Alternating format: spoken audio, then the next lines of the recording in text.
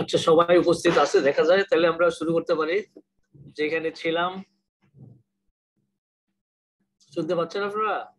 আচ্ছা, আমরা প্রথমে যে একটা সমস্যা দেখতে চাইছিলাম, যেটা হলো যে একটা এসসিপি মানে হেক্সাগোনাল ক্লোজ প্যাকড ইউনিট সেলের সি বাই এ এর রেশিওটা দেখতেছিলাম। যদি একটা আইডিয়াল এসসিপি হয় তাহলে তার সি বাই এ এর রেশিও হলো 8 বাই স্কয়ার রুট অফ 8/3 1.6333, আর এর প্যাকিং ফ্র্যাকশন হলো 0.74। তাই এইটা আমরা একটু দেখতে চাই, প্যাকিং ফ্র্যাকশনটা ক্যালকুলেশন করতে চাই। আর প্যাকিং ফ্র্যাকশনের সংজ্ঞাটা দেই নাই, তা আপনারা হয়তো জানেন যে প্যাকিং ফ্র্যাকশন কাকে বলে। What is packing fraction of a lattice?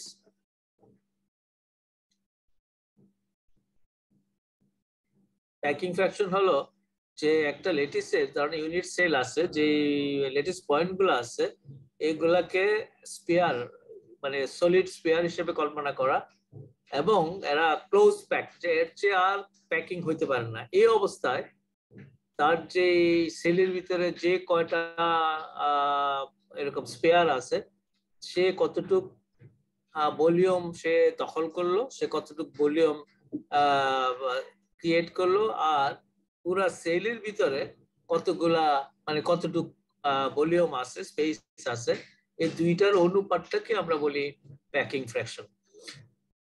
আমরা প্রথমে দেখি যে সি বাই এ রেশিওটা কিভাবে নির্ণয় করা যায়। তো আগে আমরা বলেছিলাম যে আমরা যদি এফসিসি স্ট্রাকচার দেখি, কোথায় জানি ছিল এটা, এসিপির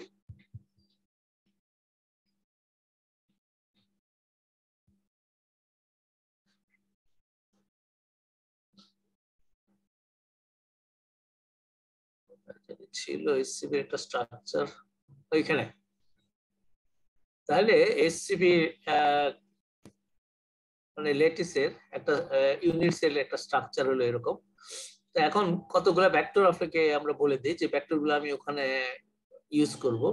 একটা হলো ভেক্টর এ, এটা হলো ওই যে বেজের সেন্টারে যে অ্যাটমটা আছে এটাকে আমরা মূল বিন্দু যদি ধরি, তাহলে এটার থেকে এইটা নিয়ারেস্ট নেইবার, এটাকে আমি যদি a primitive vector, primitive translational vector যদি ধরি, আর এটাকে বি, আর এটাকে হলো সি। এই যে মাঝের লেয়ার গুলা, মাঝে যে তিনটা আছে, এটা হাফ সি তে অবস্থিত, মানে সি এর অর্ধেক বরাবর এটার পজিশন।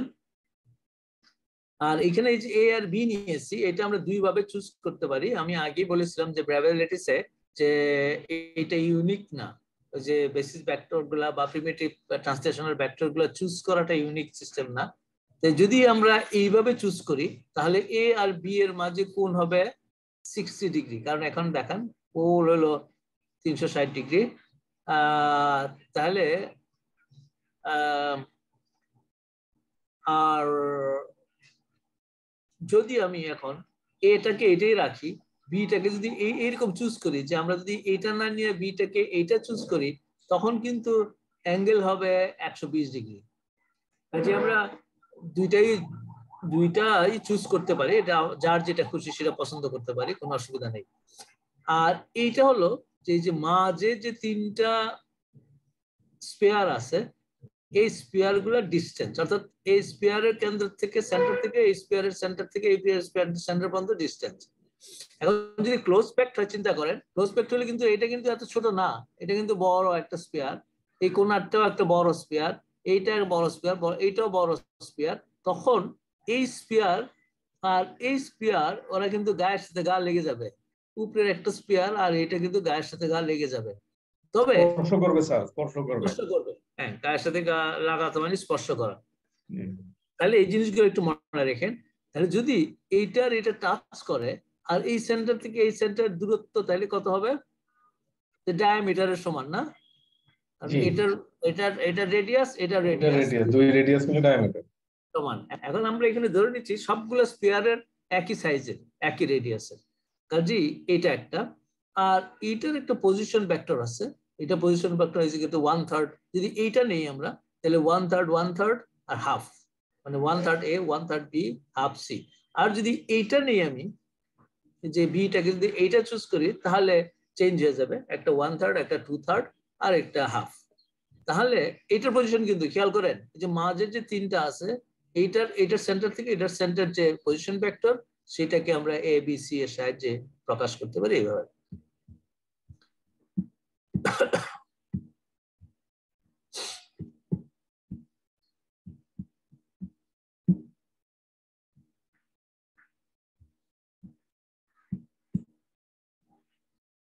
এখানে ওকে, তাহলে এখানে দেখেন আমরা দুইটা চয়েস দিয়েছি।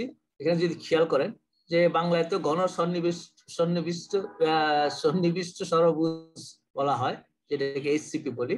তাহলে এর ক্ষেত্রে পরমাণুকে আর ব্যাসার্ধের শক্তগুলো, ওই যে আমি বলছিলাম যে একটা হার্ড স্ফিয়ার কল্পনা করতে পারি যে ল্যাটিস পয়েন্টটাকে, তাহলে ধরি যে তার ব্যাসার্ধ আর, এবং এ বি স্তরে সাজানো আছে, এ বি এরকম ভাবে সাজানো আছে ল্যাটিস গুলা, মানে পয়েন্ট গুলা বা স্পেয়ার গুলা।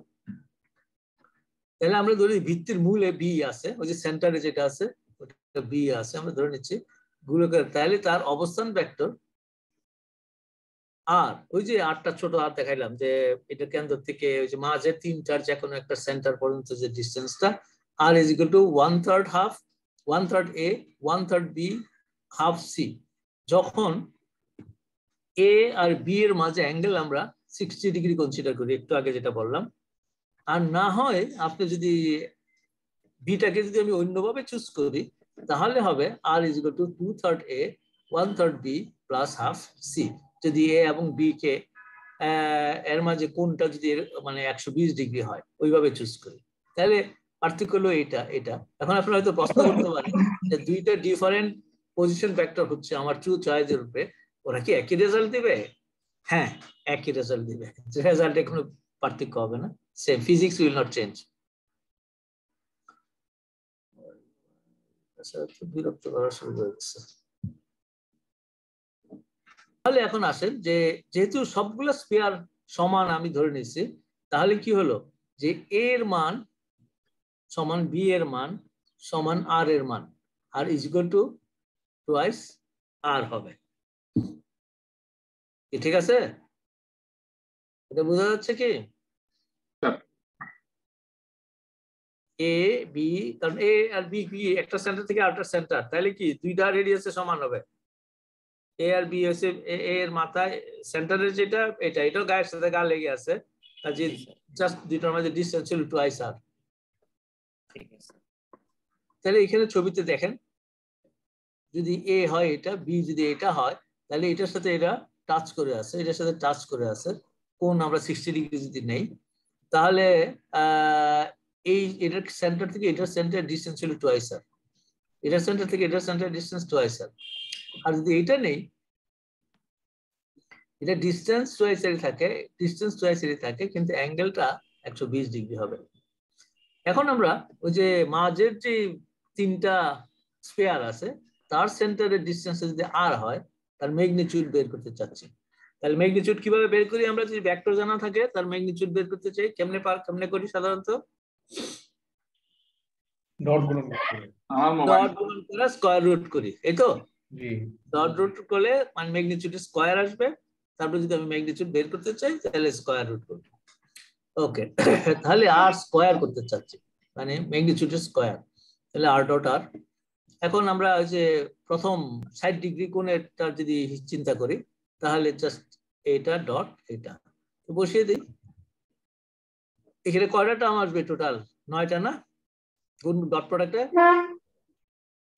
এ dot A dot B, A dot C, মানে 1/3 টপ তো থাকবে, আবার বি এর সাহায্যে আবার পাবেন 3টা, আবার সি এর জন্য আসবে 3টা, মোট 9টা আসবে। এখন 9টাকে আমরা যদি 9টা স্যার 3টা থাকবে স্যার, হ্যাঁ বাকিগুলো A dot B a1 b1 plus a2 b2 plus a3 b3, ওইভাবে 3টা এক্সিস্ট করার কথা, বাকিগুলা এ ডট না বি। না, আমি আপনাকে বলি, আচ্ছা মুখে মুখে বলি, তাহলে বুঝতে সুবিধা হবে। আচ্ছা, এটা 1/3 A 1/3 A, এটা যদি গুণ করি তাহলে কত পাওয়া যাবে? 1/9 A স্কয়ার। এ স্কোয়ার, তাই না? আচ্ছা, তারপরে 1/3 a 1/3 b, এটা আমাকে কত দিবে? 1/9 a dot b, a dot b। তারপরে এটা যদি ছিল a dot c, a dot c এর মান কত হবে? 6ac, এটা হলো 1/6ac, সিটা কিন্তু লম্ব, ওই a আর b একটা প্লেনে আছে, আর c জিরো হয়ে যাবে স্যার। ও আচ্ছা, এটা তাহলে a dot c b dot c এই দুইটা টার্মে জিরো, এই টার্মগুলো থাকবে না, আর বাকি টার্মগুলো থাকবে।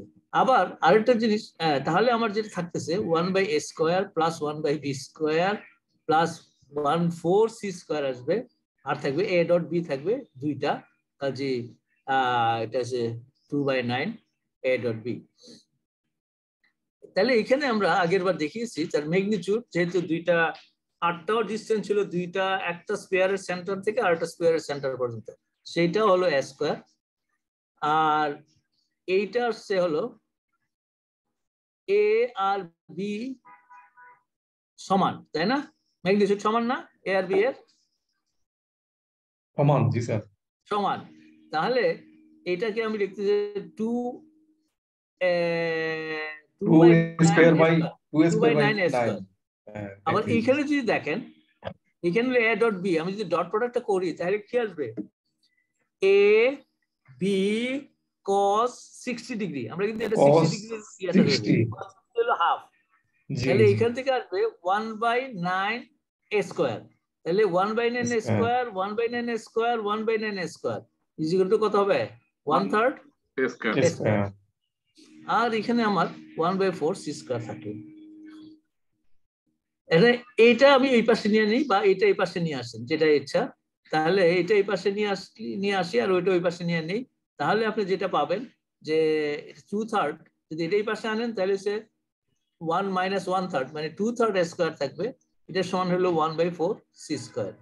এখন c square K a square দিয়ে ভাগ করলে যেটা থাকে, দেখেন √8/3, যদি স্কয়ার রুটটা হিসাব করেন তাহলে 1/633। ওকে, আর এটা তাহলে রেশিওটা দেখলাম, এটা হলো আইডিয়াল এসসিপি।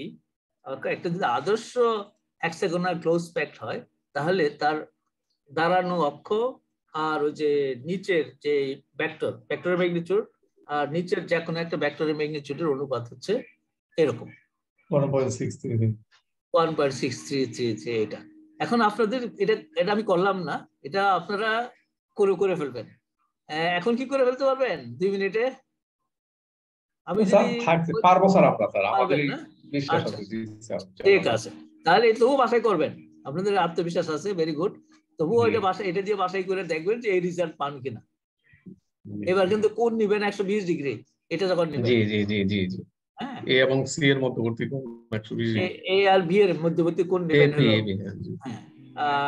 120 ডিগ্রি নিয়ে করে কালকে আমাকে জানায়েন যে একই ফল পাইলেন কিনা।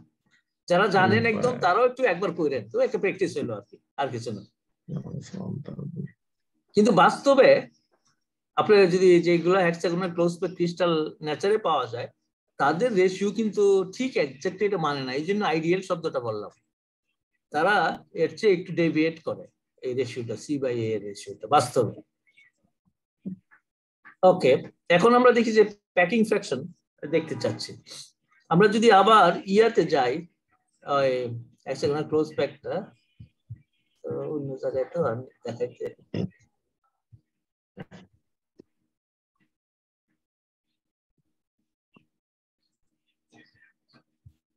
হ্যাঁ আচ্ছা বলেন দেখি, আমি যদি এই যে ধরেন এখানে যে আছে এ আছে বি আছে আর সি আছে, তাহলে উপরেও এরকম উপরে এরকম যদি আমি টানি, এটা কি একটা প্রিজমের মতো দেখা যাবে? একটা প্রিজম হবে?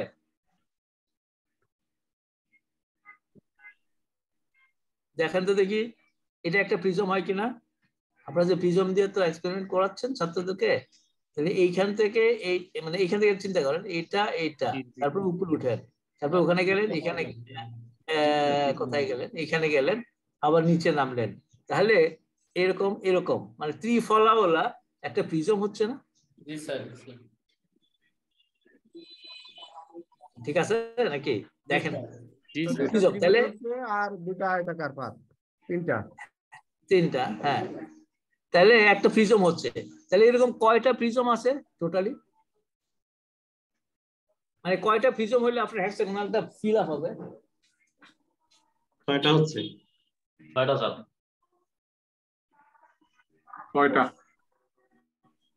ছয়টা, তাই না? ছয়টাই হয়, জি। 6টা প্রিজম আছে। তাহলে এই যে একটা এসসিপির যে স্ট্রাকচারের, আচ্ছা একটু কোনটা ধরি একটু, তাহলে 6টা এরকম প্রিজম আছে। তাহলে আমি যদি একটা প্রিজমের ভলিউম বা আয়তন বের করতে পারি, এটা জাস্ট 6 দিয়ে মাল্টিপ্লাই করলে তো আমি পুরা এই ইউনিট সেলটার ভলিউম কত পেয়ে যাব। ওকে, তাহলে ভলিউমটা পেয়ে গেলাম, তাহলে ভলিউমটা জানা হলো। এখন আমার দেখতে হবে যে এইটার মাঝে কয়টা স্পেয়ার আছে, এই সেলের ভিতরে কয়টা স্পেয়ার আছে, এটা আমাকে একটু দেখতে হবে। আমি এখানে আপনাদের হিসাবটা করে নেই। আচ্ছা বলেন তো কি এটার ভিতরে কয়টা স্পেয়ার থাকবে এই এই ইউনিট সেলটার ভিতরে?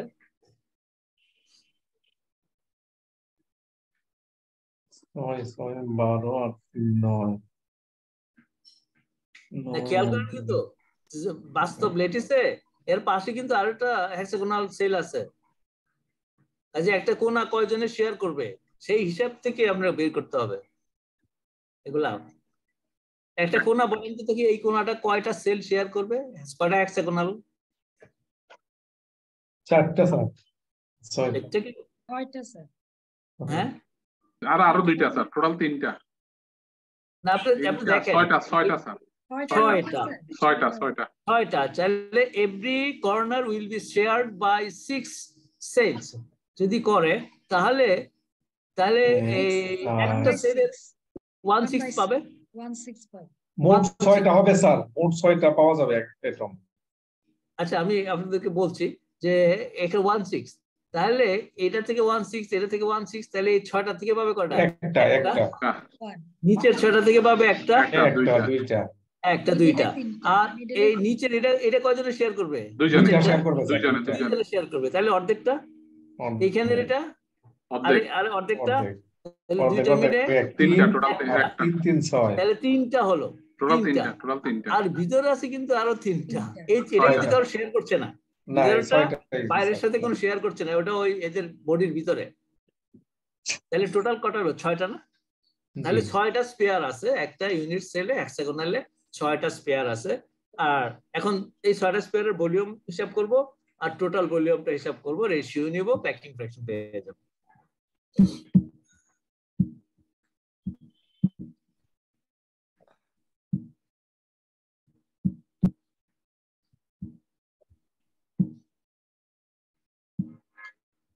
আরে বাবা বিরক্ত শুরু হয়ে গেছে। ফাইন, তাহলে এবার আমি প্রথমে ভলিউম বের করছি যে পুরা হেক্সাগোনাল এইচসিপি মানে সেলের ভলিউম কত। V is equal two 6 Times, দেখেন তো দেখি একটা ইয়ার ভলিউম কত হবে একটা প্রিজমের? হাফ বেস ইনটু হাইট, তাই না? কিভাবে হিসাব করেন? মনে নেই sir, half base into height না? হ্যাঁ, একটা ত্রিভুজের আয়তন কিভাবে হিসাব করেন? একটা ত্রিভুজের হাফ ইনটু ভূমি ইনটু উচ্চতা। That's right. তাহলে ওখানে আমরা হাফ বেস ইনটু হাইট যদি গুণ করি, তাহলে দেখেন দেখি এটা আসে কিনা।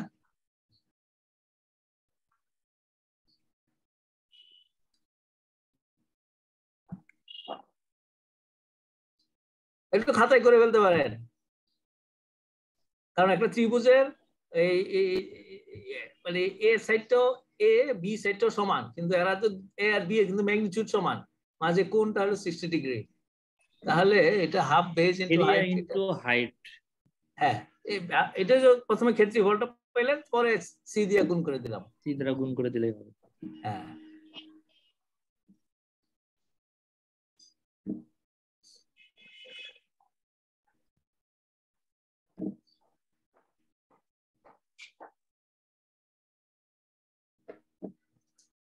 যে এখানে করা আছে দেখেন হাফ বেস ইনটু হাইট, এটা হলো হাইট হলো বি cos 60 ডিগ্রি যদি ধরেন 60 কোণ, তাহলে এটা হলো এরিয়া বের হইলো, √3, এটা এরিয়া বেরিয়ে হলো একটা এরিয়ার সাথে স্যার একটা এটা 6 দিয়ে গুণ করবেন, তাই একটা তো? ডাইমেনশন গুণ করে দিলে ভলিউম হবে। হ্যাঁ, আর এইচ দিয়া মানে হাইট দিয়ে গুণ করবেন আর কি, তাহলে 6 আর হাইট দিয়ে গুণ করে দিলাম সি, জি স্যার, শুধু সি। ঠিক আছে? জি স্যার। হ্যাঁ, এখন তাহলে সি বাই এ রেশিও আমার জানা আছে, সেই রেশিও জানা থেকে সি এর মানটা আমি বসিয়ে দিলাম এখানে। ওকে, তাহলে আমরা এটা গুণ করলে পাচ্ছেন 3 √2 a কিউব। এখন 3 × √2 a কিউব সমান কত হবে? এ হলো 2i স্যার, তাই না? এই ডিসটেন্সটা কি একটা স্ফিয়ারের সেন্টার থেকে আর একটা স্ফিয়ারের সেন্টার পর্যন্ত যে দুইটা স্ফিয়ার গায়ের সাথে গা লেগে আছে, কাজে জাস্ট 2 × r ডায়ামিটারের সমান, তাহলে a এর মান হলো 2 × r, কাজে 2r কিউব। তাহলে এইটা পেলাম ভলিউম অফ দ্য সেল। এখন দেখি যে আমার যে 6টা স্ফিয়ার আছে, ওই 6টা স্ফিয়ার কতটুকু ভলিউম দখল করছে। তাহলে 6 টাইমস একটা স্ফিয়ারের ভলিউম কত? 4/3 পাই r কিউব। তাহলে এটা দিয়ে গুণ করে দিলাম। এখন আমরা এইটাকে এইটা দিয়ে ভাগ করব, তাহলে b0 / v = জাস্ট 0.74 যদি হিসাব করেন, তাহলে এটা হলো প্যাকিং ফ্র্যাকশন, এবং এটার packing fraction is maximum, hexagonal close packed packing fraction is maximum 7.4। তাহলে আপনি এখন এগুলো আপনারা হিসাব করতে পারবেন easily. Simple cubic, BCC, FCC এর যদি আমরা প্যাকিং ফ্র্যাকশন ক্যালকুলেশন করতে চান, ভেরি সিম্পল। দেখেন এটা হলো সাধারণ কিউবের প্যাকিং ফ্র্যাকশন 0.52, একই নিয়ম। তারপরে হলো বিসিসি এর হলো দেখেন এটা হলো 0.68, এফসিসি আর এইচসিপি কিন্তু সমান। এফসিসি এর হলো 0.74, এইচসিপি এর আমরা দেখলাম 0.74। এই দুইটার packing fraction same. Packing fraction বেশি থাকলে কি মনে করেন আপনারা? কি বোঝা যায় এটা? প্যাকিং ফ্র্যাকশন বেশি কম? টাইটলি প্যাকড হয়ে থাকে। টাইটলি প্যাক বরং যে এটমের সংখ্যা বেশি, প্যাকিং গুলা এর তো বেশি যে মাঝে স্পেস আর নাই। ওই আমরা অফিস বাংলে বাসের উঠার সময় যেরকম হয় যে প্যাসেঞ্জার এত উঠে যে মাঝে আর কোনো স্পেস থাকে না, মানে বস্তার মতো ডেনসিটি বেশি বোঝায়। ক্লোজ প্যাকড হয়ে যায়, ক্লোজ প্যাক, দ্যাটস রাইট, বাস তখন ক্লোজ প্যাক হয়ে যায়। এখানে আছে আপনার যদি আমরা ডায়মন্ড স্ট্রাকচার হয় তার জন্য ক্যালকুলেশন করা আছে যে আপনার প্যাকিং ফ্র্যাকশন কত আছে। এগুলো আমরা একটু ডায়মন্ড স্ট্রাকচারটা বাসায় করেন, অথবা এখানে দেখলেন বা নিজে নিজে করতে পারলে ভালো আর কি, ইজি হবে আর কি।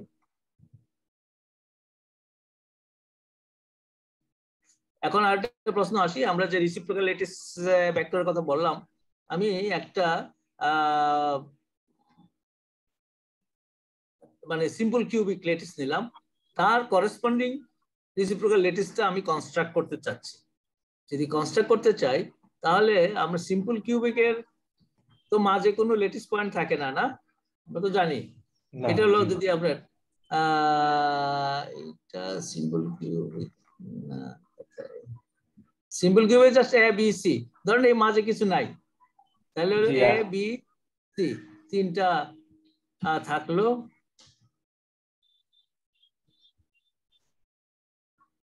তাহলে এটা যদি এক্স ওয়াই জেড বরাবর কল্পনা করি, এটা আছে এক্স বরাবর, বিটা আছে ওয়াই বরাবর, এবং সিটা আছে জেড বরাবর, এইখানে হচ্ছে পরস্পর লম্ব। ওই কে সকালে বলতেছিলেন জানি যে ওই যে অনেক জায়গায় আপনারা পরস্পর লম্ব দেখলেন, কিন্তু নট নেসেসারিলি ক্রিস্টালের যে এক্সিস গুলা, মানে আমার যে প্রিমিটিভ ট্রান্সলেশনাল ভেক্টর গুলা সব যে আপনি অর্থোগোনাল হবে কোনো গ্যারান্টি নাই। কিছু কিছু ল্যাটিসে আমরা এটা অর্থোগোনাল দেখি, এটা হচ্ছে কিউবিক ল্যাটিসে, এটা আমরা বলছিলাম যে আমি পরে বলবো। এটা হলো কিউবিক ল্যাটিসে আর অর্থোগোনাল এ বি সি পরস্পর লম্ব থাকে। তাহলে আগে নিয়মে করে ফেলি, a is equal to 2 pi b cross c this and এখন যদি সিম্পল কিউবিক হয় b cross c is equal to কত হবে বলেন দেখি কারণ বি এর কিউবিক ল্যাটিস সিম্পল কিউবিক, কাজে এ এর মান, বি এর মান, সি এর মান সেম।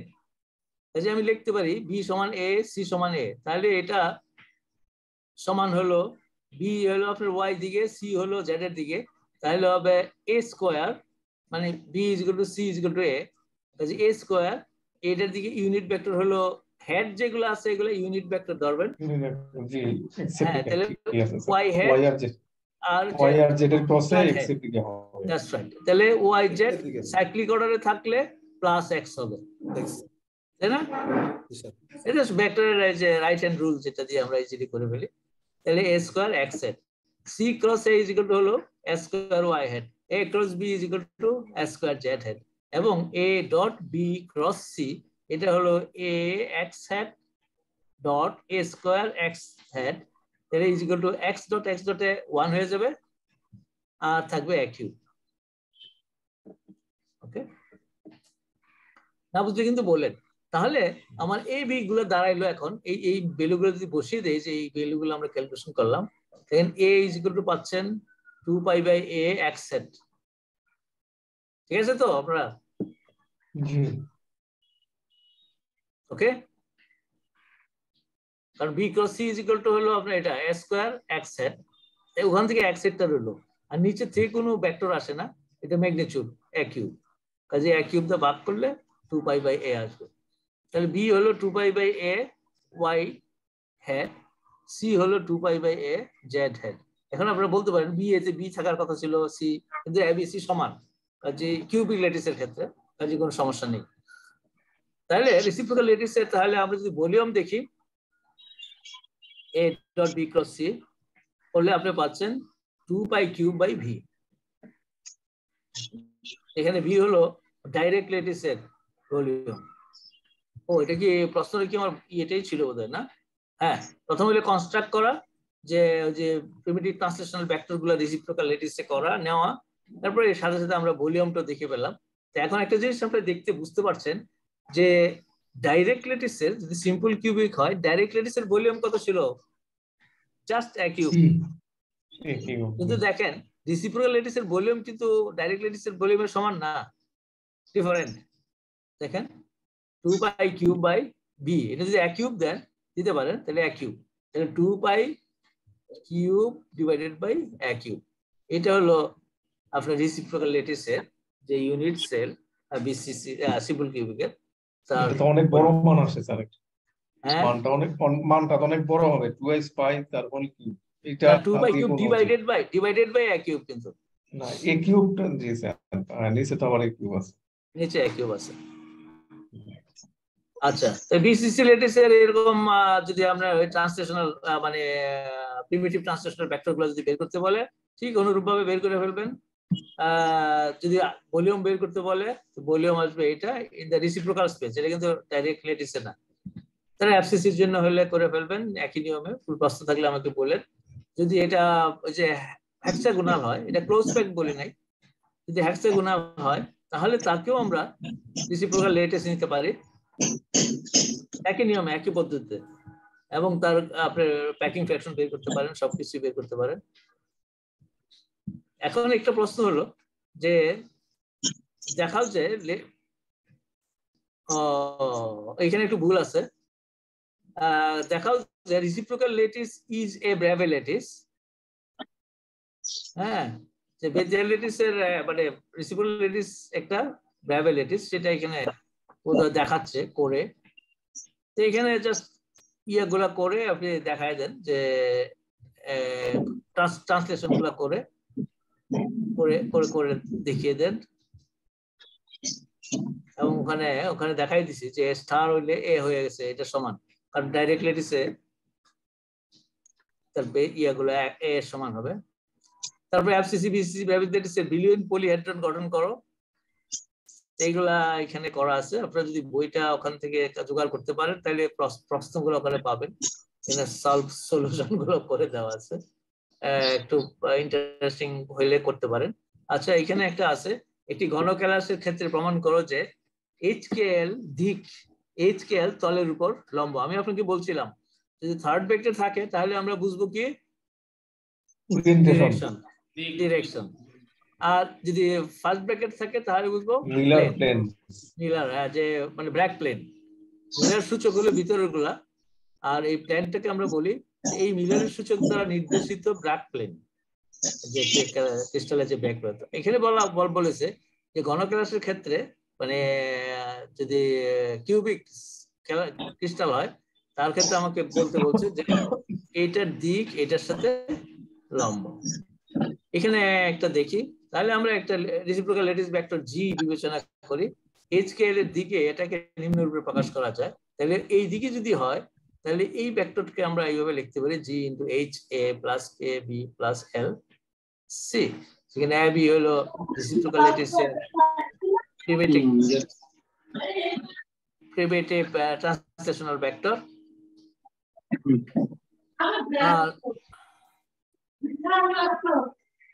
আচ্ছা, তাহলে আমরা বলি যে এখানে এ বি সি যদি ডাইরেক্ট ল্যাটিসের আপনার প্রিমিটিভ ট্রান্সলেশনাল ভেক্টর হয় তাহলে এটা কাটবে কোথায় কোথায়, x1 A, x2 B and x3 C তে মানে কাটবে ওই ইয়াগুলোকে, অ্যাক্সিস গুলোকে।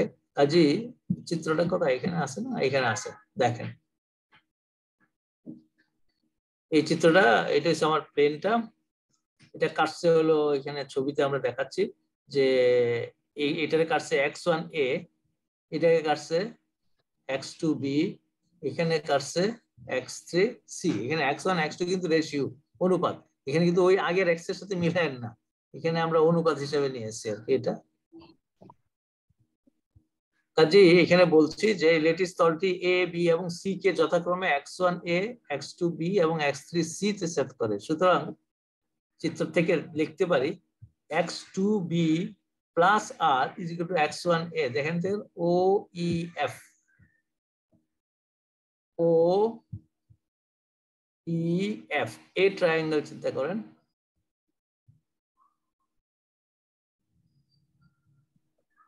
ঠিক আছে কি?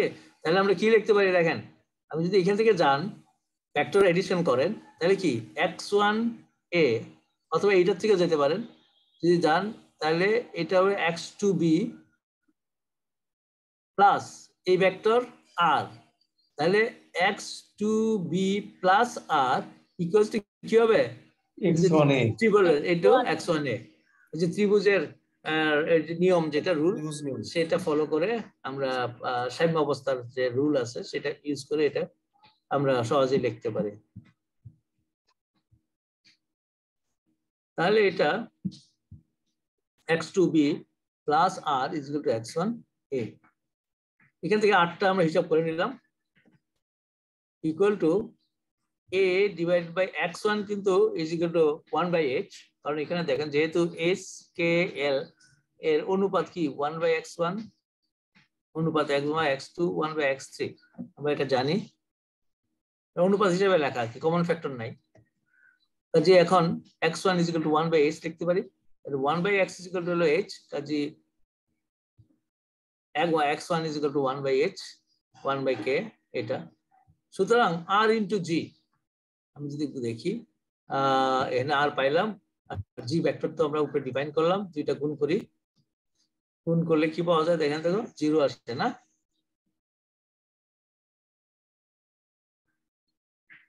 ঠিক আছে নাকি? বুঝতে পারছেন কি না? বুঝতে পারলাম, ঠিক আছে তো? স্যার HKL তো আমরা সমান ধরি না, তাহলে এটা 0 কেন হবে? না এটা বলি আপনাকে, একটু তাকান, এটা ডট প্রোডাক্ট, তাহলে এ কেটে যাচ্ছে। হ্যাঁ ঠিক আছে ঠিক আছে স্যার, এ ডট এ, ঠিক আছে এ ডট এ আমাকে হ্যাঁ 2 পাই দিবে একটা, ওকে।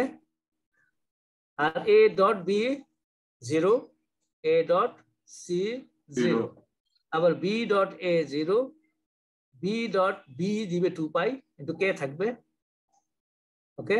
আর বি ডট সি 0, কাজে আবার যদি গুণ করেন তাহলে থাকে 1/h, h 2 pi minus 1/k, k 2 pi equal to 0। তাহলে দুইটা ভেক্টর যদি ডট প্রোডাক্ট 0 হয় তাহলে তারা কি হয়, 90 ডিগ্রি পরস্পর লম্ব, 90 ডিগ্রি পরস্পর লম্ব। কাজেই r is perpendicular to g, r হলো ডাইরেক্ট ল্যাটিস ভেক্টর, জি হলো রিসিপ্রোকাল ল্যাটিসের ল্যাটিস ভেক্টর। আমরা এখন দেখলাম ডাইরেক্ট ল্যাটিসের ল্যাটিস ভেক্টর ওই প্লেনের উপরে আছে, কাজে ওই প্লেনের উপরে যে কোনো লাইনের সাথে লম্ব হলো জি। কাজে রিসিপ্রোকাল ল্যাটিস ভেক্টর আমরা এখান থেকে প্রমাণ করতে পারলাম reciprocal lattice vector is perpendicular to the direct lattice vector. lattice plane। আমরা ভেক্টর না বলে যে ডাইরেক্ট ল্যাটিস প্লেনের পারপেন্ডিকুলার থাকে হলো রিসিপ্রোকাল ল্যাটিস ভেক্টরটা। ওকে, এরকম ভাবে অন্য বাকিগুলাতেও দেখানো যায়। আমরা তো একটা ট্রায়াঙ্গেল দিয়ে বুঝাচ্ছি, আর বাকিগুলা দিলেও আপনি করতে পারবেন। ফলে পুরো প্লেনের ডিফারেন্ট পয়েন্টের জন্য হয়ে গেল, 3টা পয়েন্টের জন্য হয়ে গেলে আপনি স্পষ্ট করে বলতে পারেন যে HKL দিক, HKL তলের উপর লম্ব। ওকে, ইটস পারপেন্ডিকুলার। এখানে আলটা এরকম প্রবলেম আছে, কোনো মানে সিম্পল কিউবিক ল্যাটিসের আপনার ল্যাটিস কনস্ট্যান্ট হলো এত, ল্যাটিস ধ্রুবক 0.412 ন্যানোমিটার হলে 110 দ্বারা নির্দেশিত তল পরিবারের নিকটতম দুইটি তলের মধ্যবর্তী দূরত্ব বের করো। যে এই ফ্যামিলিয়ার প্লেন, প্যারালেল প্লেন গুলো আছে, তাহলে যদি নিকটতম হয় এরকম দুইটার মাঝে, তাহলে এই ল্যাটিসে দুইটার মাঝে ডিস্টেন্স কত হবে। তা আমরা জানি যদি কিউবিক ল্যাটিস হয় অর্থাৎ সিম্পল কিউবিক হয়, তাহলে তার ক্ষেত্রে distance between two plane is a by minimum distance a by a square plus k square plus l square half. তো এখন আপনাকে বলে দিয়েছে এর মান 0.412 আর HKL এর মান দেওয়া আছে, বসিয়ে দিন। কাজেই দ্য ডিস্টেন্স হলো 0.291 ন্যানোমিটার। এরকম যদি থাকে ফ্যামিলিয়ার প্লেনস, ব্র্যাক প্লেনস, তাহলে এইটার মধ্যে ডিস্টেন্স। এটা একটা জিনিস ইন্টারেস্টিং, এটা বাসায় যদি আপনারা নিজে হাতে করেন তাহলে আর একটু সুন্দর হবে। আমি এখানে বলিয়ে দিই জেনারেল ফর্মুলেশন। এটা কিন্তু আপনার বিভিন্ন ল্যাটিসের উপরে আমরা জেনারেলি করছি। এটা আপনি সিম্পল কিউবিকে অ্যাপ্লাই করতে পারেন, টেট্রাগোনালে অ্যাপ্লাই করতে পারেন, অর্থোরম্বিকে করতে পারেন, তারপরে সকল ধরনের মনোক্লিনিকে করতে পারেন, এটা অ্যাপ্লাই করতে পারেন। এটা জেনারেল। এখানে হলো বেবেল ল্যাটিসের মৌলিক কোষের আয়তনের সাধারণ রাশি, এটা নির্ণায়ক প্রকাশ করা মানে ডিটারমিনেন্টের সাহায্যে এটা প্রকাশ করা, সেটা বলা হচ্ছে। তা আমরা তো জানি যে B0 মানে একটা মৌলিক কোষ, মৌলিক কোষ মানে যে প্রিমিটিভ সেল, প্রিমিটিভ সেলের যদি বা আপনি যদি বলেন যে এটা প্রিমিটিভ সেল নিয়ে করতে পারেন, অথবা যদি বলেন যে কনভেনশনাল ইউনিট সেল সেটাও বলতে পারেন, সেটার জন্য ট্রু হয়। তো B0 ইজ ইকুয়াল টু কি A dot B cross C, this is the volume এবং ম্যাগনিটিউড এটা ডিটারমিনেন্ট করব। তাহলে এই 3টা ভেক্টর গুণ করলে এরকম পাওয়া যায় কিনা? এরকম পাবেন। আমরা এটাকে ডবল লিখে আবার স্কয়ার রুট করে দিলাম। আরে কি ম্যাগনিটিউড বের করবো, তো ম্যাগনিটিউডে আমরা কি করি, দুইটা ভেক্টরকে গুণ করি ডট দিয়া, তারপরে স্কয়ার রুট দেই। একটু আগেও আমরা আলোচনা করেছিলাম। এইটাই দেখেন দুইবার লিখছি, এটা একটা ডিটারমিনেন্ট, এটা আরেকটা ডিটারমিনেন্ট, তারপরে একটা হাফ দিয়ে দিয়েছি, স্কয়ার রুট করছি। ওকে, এবার ডিটারমিনেন্টের গুণ করব। এখন আমরা তো জানি ডিটারমিনেন্টের ক্ষেত্রে রো এন্ড কলাম ইন্টারচেঞ্জ করা যায়, তাই না? মনে আছে আপনাদের? রো কলাম ইন্টারচেঞ্জ করা যায় না, ডিটারমিনেন্টে কোনো হয় না, কিন্তু করা যায়। কাজেই এবার দেখেন আমি এটাকে ঠিকই রাখলাম, এইটার এই কলামটাকে ফার্স্ট রোতে নিয়ে গেলাম, আর ফার্স্ট রোটাকে আমরা কলামে নিয়ে আসলাম, চেঞ্জ করে দিলাম। এখানে x a y a z এটা কলাম বানায় ফেললাম, আর ax bx cx এটা ছিল কলাম, এটাকে রো বানায় ফেললাম। ওকে, তাহলে এরকম করে আমি এটাকে লিখলাম। এবার যদি আমি মাল্টিপ্লাই করি দুইটা ডিটারমিনেন্টের, কি row into column, row into column, row into column যদি করেন, তাহলে আপনি দেখবেন যে এটা আপনি একটা হাতে একটা লাইন করে নিলেও পারেন। এটা গুণ করলে দেখবেন যে এই যে প্রথম গুণটা কি হবে, দেখেন দেখি ax into x dot A. হ্যাঁ, তাহলে তারপর a যোগ ay ইনটু ay যোগ az ইনটু az, তাহলে কি লিখতে পারেন, a ডট এ না?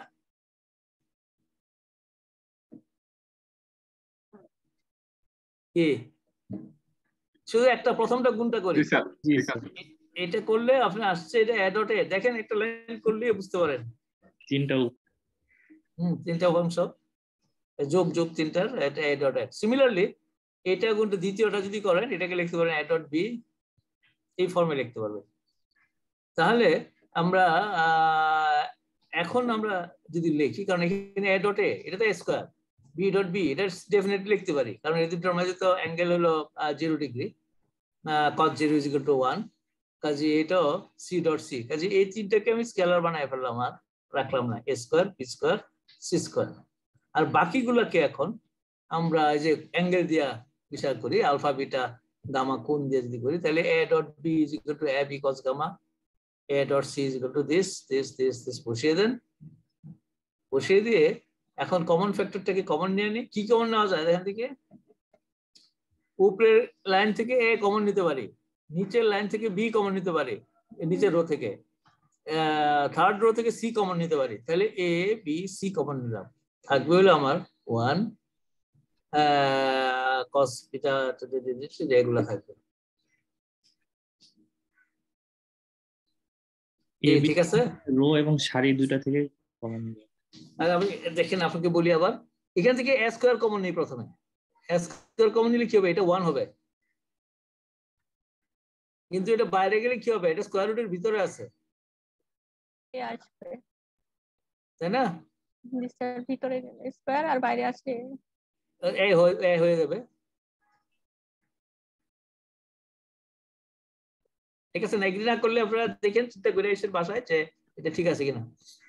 যদি a b c কমন নেওয়া হয়, যে কমন নেওয়া মানে এই হাফ রুটের বাইরে এগুলো তিনটা নিয়ে নিছি, তাহলে আপনি পাবেন এই রাশিটুকু। তাহলে এই ডিটারমিনেন্ট তো আমরা করতেই পারি, মানে 1 ইন্টু এটার এটা বাদ দিয়ে এটা গুণ এটা মাইনাস এটা গুণ এটা, এরকম ভাবে নির্ণয় করেন।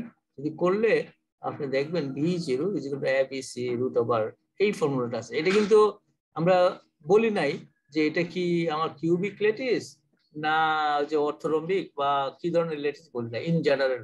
আচ্ছা, expression of a primitive cell, primitive সেলের প্রিমিটিভ কোষের জেনারেল এক্সপ্রেশন। এটা এখন যদি ট্রাইক্লিনিকের জন্য অ্যাপ্লাই করতে পারেন, মনোক্লিনিকের জন্য অ্যাপ্লাই করতে পারেন, যে কোনো জায়গায় অ্যাপ্লাই করতে পারেন। ট্রাইক্লিনিকে আমরা জানি a not equal to b not equal to c, alpha not equal to beta not equal to gamma.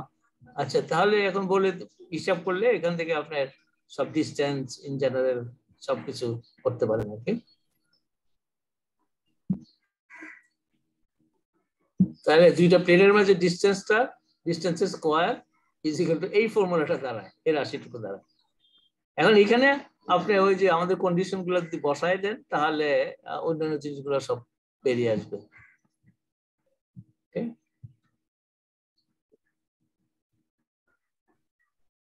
এখন এখানে করা হয়েছে, দেখেন কিউবিকের ক্ষেত্রে দেখেন ওই ফর্মুলাটি ব্যবহার করছি আমরা,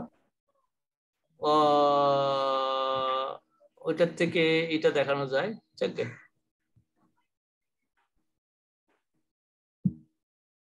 টেট্রাগোনালের ক্ষেত্রে a b = b not equal to c, এটা ওই যে আমাদের ডিসটেন্স দুইটা প্লেনের মাঝে ওই ফর্মুলা, আগের ফর্মুলাটা দিয়ে করে ফেলছেন, বের করে ফেলছেন। যদি অর্থরম্বিক হয় তাহলে ফর্মুলাটা আসবে এরকম, যদি মনোক্লিনিক হয় ফর্মুলাটা আসবে এরকম, যদি আর কিছু আছে নাকি এটি হয়, এর ফাইন। তাহলে আপনি দেখলাম যে যে কোনো ক্রিস্টালের জন্য এই তার ভলিউম ডিসটেন্স এগুলো সব আমরা ইন জেনারেল করে যে কোনো ক্লাসের জন্য এই ফর্মুলাটা ব্যবহার করতে পারি। আপনার প্রশ্ন থাকলে বলেন, আমি একটু প্রবলেম তো এগুলো করে দেওয়া, এই জন্য মানে একটু স্কিপ করছি। যেখানে আমাকে থামিয়ে কিন্তু জিজ্ঞেস করতে পারেন যে কোনো জায়গায়।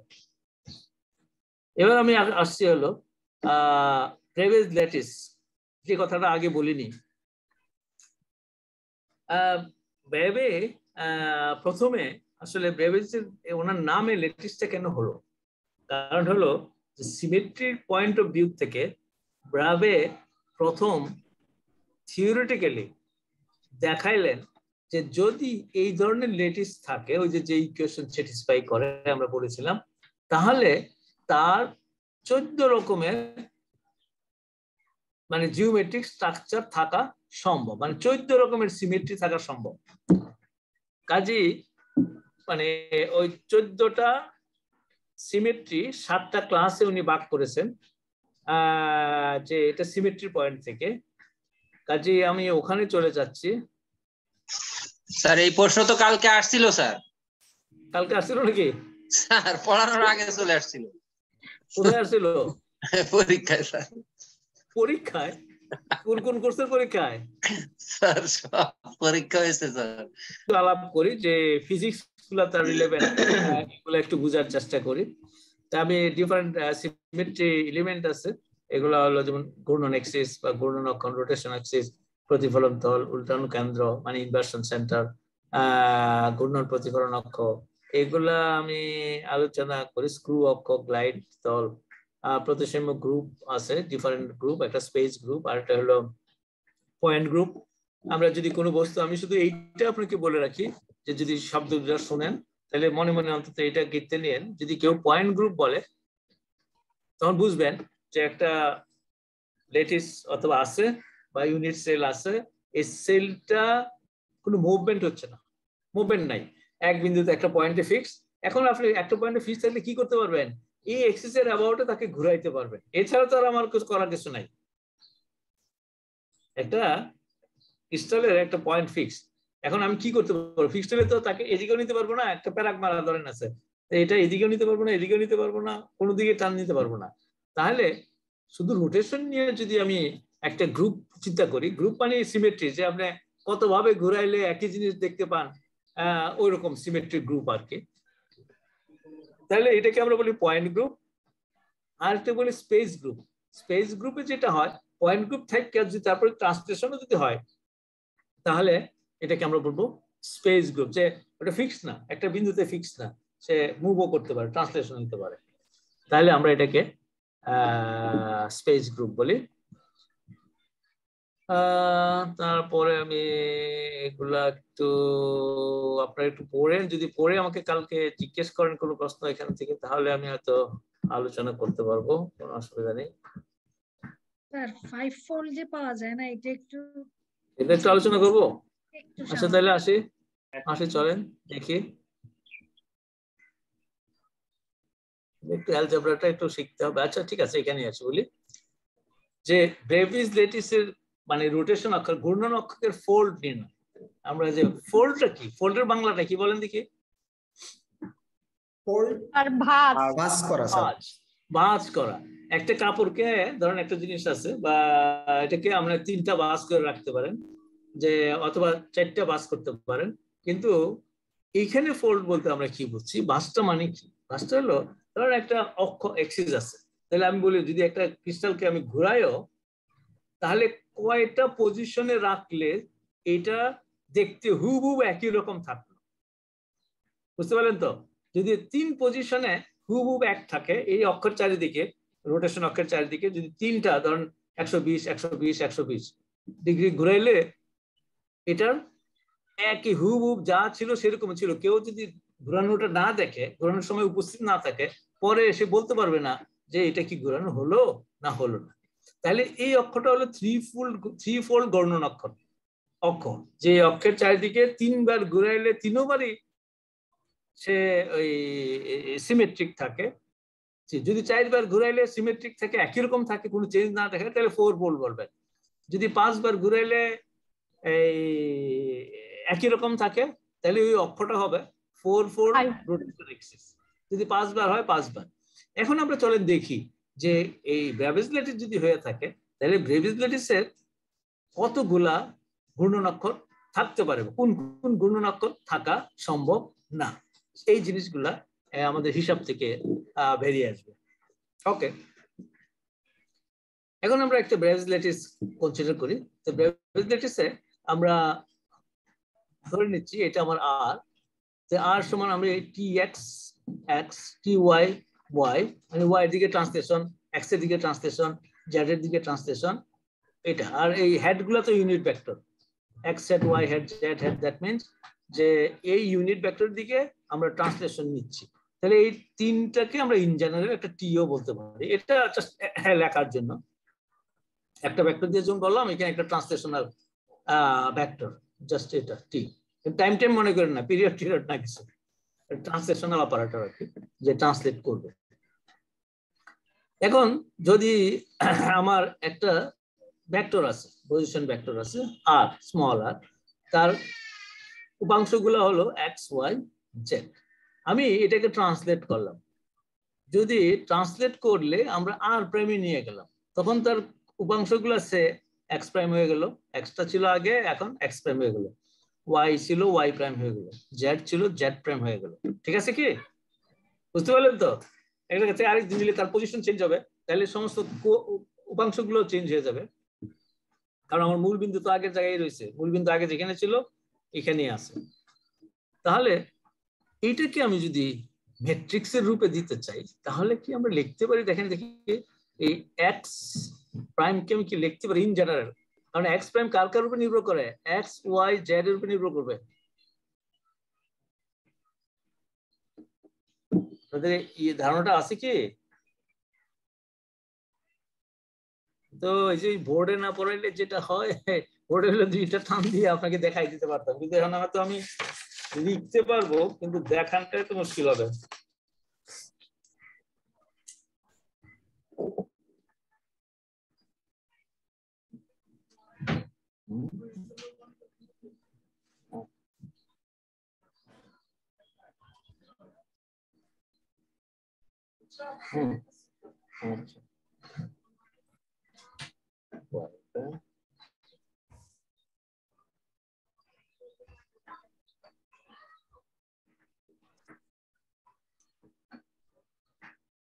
আচ্ছা, আপনারা যদি এই ছবিটা দেখেন একটু, ছবিটাতে আমি দেখাচ্ছি, প্রথমে ছিল এক্স ওয়াই, এক্স ওয়াই ছিল তার কোঅর্ডিনেট, আমি 2 ডাইমেনশনাল, জেড অক্ষটা তার সাথে লম্ব, ও বাইরের দিকে আছে সহজের জন্য। এখন আমরা এটার উপরে যদি একটা পয়েন্ট থাকে, সে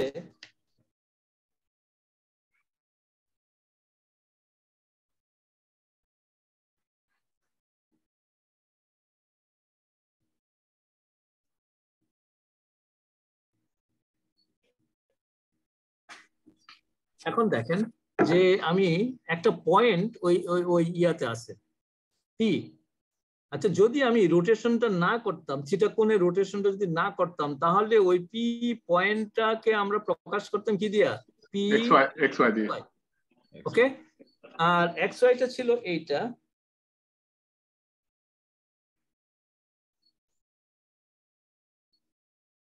এটা হলো আমার এক্স, এটা হলো আমার ওয়াই। তাহলে এক্স ওয়াইটা থাকতো এরকম, দেখেন আমি এক্সিস এর উপরে এঁকে দেখাচ্ছি, যে ওই যে আগের প্রথম এক্সিস যেটা ছিল রোটেশনের আগে, ওই এক্সিসের উপরে লম্ব টানলে তাহলে যে উপাংশগুলো পাওয়া যাবে সেটা হলো এক্স আর ওয়াই। কিন্তু এখন তো রোটেশন হয়ে গেল, রোটেশন হওয়ার পরে এক্সিস তো চেঞ্জ হয়ে গেল। এখন তার যে নতুন এক্সিস হলো,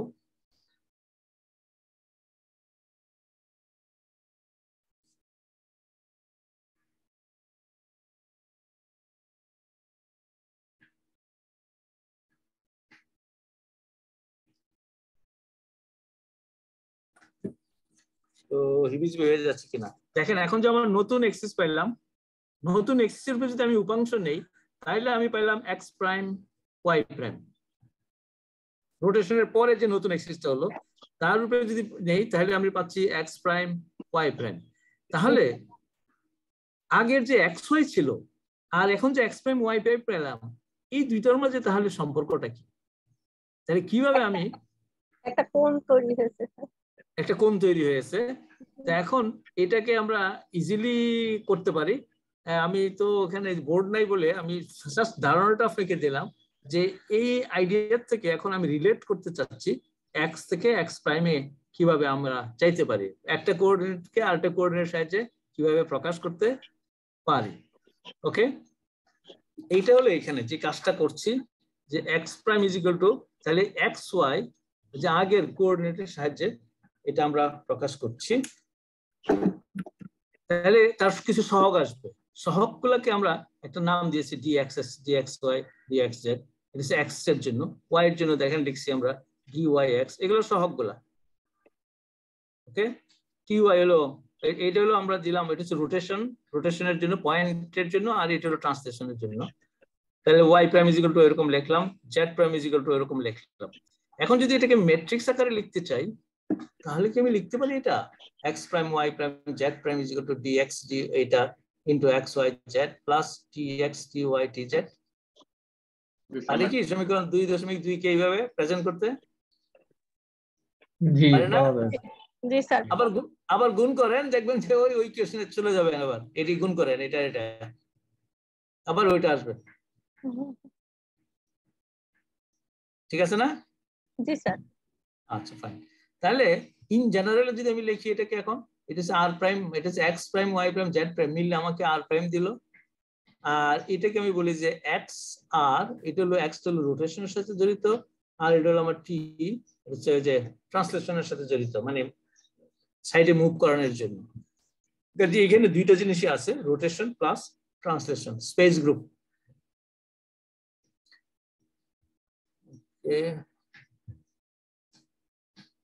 তাহলে এখান থেকে আমরা ডি ম্যাট্রিক্সটা, যে এই ম্যাট্রিক্সটা এক্স, যেটা এক্স মানে ইয়ার রূপে কাজ করে, তাহলে আমরা ডি এক্স ম্যাট্রিক্স দ্বারা এটাকে প্রকাশ করলাম। আর আর প্রাইম কে R plus T is equal to R plus টিটা ট্রান্সলেশন, এটা হলো আমি আর n1 n2 n3 দ্বারা প্রকাশ করলাম। যাকে এখন লাইফটাকে সহজ করার জন্য আমরা ধরে নিচ্ছি t ইজ ইকুয়াল টু 0, কোনো ট্রান্সলেশন হচ্ছে না, শুধু রোটেশন আছে, মানে পয়েন্ট গ্রুপে নিয়ে আসলাম। n1 n2 n3 is equal two 0, কারণ ট্রান্সলেশন যেহেতু হচ্ছে না, কাজে n1 n2 n3 0 আমরা ধরে নিচ্ছি। তাহলে আমার থাকছে হলো r prime is equal two xr। ওকে, তারপরে তাহলে r prime is equal two, এখন আমরা জানি যে ইনভার্সন সিমেট্রি থাকে, যে কোনো অপারেশন যদি আপনি উল্টা করেন তাহলেও ওই মানে ওটা সিমেট্রিক পজিশনেই যায়। যে একটা রেপ্রেজেন্টেটিভ আছে, আপনি যদি সামনের দিকে ওই একটা পিরিয়ড যান যেরকম দেখবেন, পিছনের দিকে গেলেও একই দেখবেন। এটাকে আমরা বলি ইনভার্সন সিমেট্রি, যে ইনভার্সন সিমেট্রি উল্টা গেলেও একই। যদি ইনভার্সন সিমেট্রি থেকে থাকে তাহলে আর প্রাইমকে আমরা এটা এইভাবে লিখতে পারি এক্স ইনভার্স। এটা কিন্তু অপারেশনটা, যে অপারেশনটা করলাম আমরা এক্স ইনভার্স আর প্লাস টি। এখন এক্স আর এর জায়গায় ওই যে এটা বসিয়ে দিলাম, এক্স ইনভার্স আর প্লাস টি, কারণ এটা হলো আপনার সামনের দিকে নর্মাল রোটেশন বা নর্মাল অপারেশন। তাহলে এটাকে আমরা লিখতে পারি আর প্লাস এক্স টি। এইটার থেকে আমরা এই রিলেশন গুলা বের করতে পারি। এখান থেকে আমি চলে যাই, এখন এটা আমি জাস্ট বলার জন্য। এখন ধরেন রোটেশনে আসছি,